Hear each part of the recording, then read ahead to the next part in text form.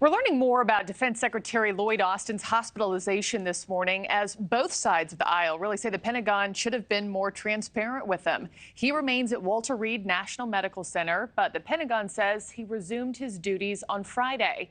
Republicans and Democrats saying the president and the public were kept in the dark about Austin's condition for too long.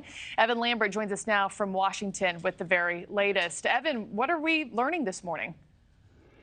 Good morning, Markie. Some Republicans especially are demanding more information about the Secretary of Defense's health status just days after he was admitted to the hospital for complications from an elective surgery. The Pentagon in a new statement just yesterday revealing some additional details saying that surgery was on December 22nd. And the secretary went home the next day, but was admitted to the intensive care unit at Walter Reed National Military Medical Center on last Monday after he reported severe pain. He remains in the hospital. The Pentagon did not notify President Biden or the Deputy Secretary of Defense Kathleen Hicks until Thursday, and Congress or the public until Friday. A stunning lack of transparency when it comes to a cabinet secretary.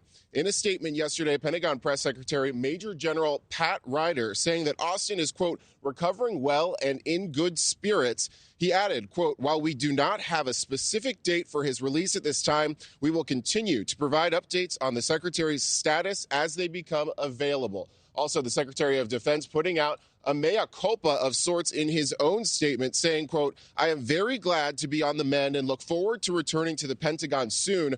I also understand the media concerns about transparency, and I recognize I could have done a better job ensuring the public was appropriately informed. I commit to doing better. On Sunday, former Vice President Mike Pence took the secretary to task on CNN's State of the Union. The handling of this by the Secretary of Defense is totally unacceptable. And I believe the American people have a right to know about his medical condition, about the reasons for it, and he has a right to know who was informed of his incapacity. And I mean, but to think that at a time when we have allies at war in Eastern Europe and here in Israel, that the leader of America's military at the Pentagon would be out of commission for a number of days, and the President of the United States didn't know about it. I think it was a dereliction of duty, and the Secretary and the administration, frankly, need to step forward and give the American people the facts.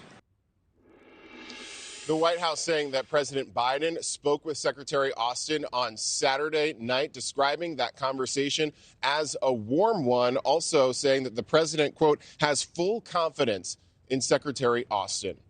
Back to you. Yeah, hard to believe that President Biden wasn't looped in on this one. We're all wanting more answers here. Evan Lambert, live in D.C. this morning. Thanks. Thank you for watching. Go to newsnationnow.com to find NewsNation on your television provider. And don't forget to click the red subscribe button below to get more of NewsNation's fact-driven, unbiased coverage.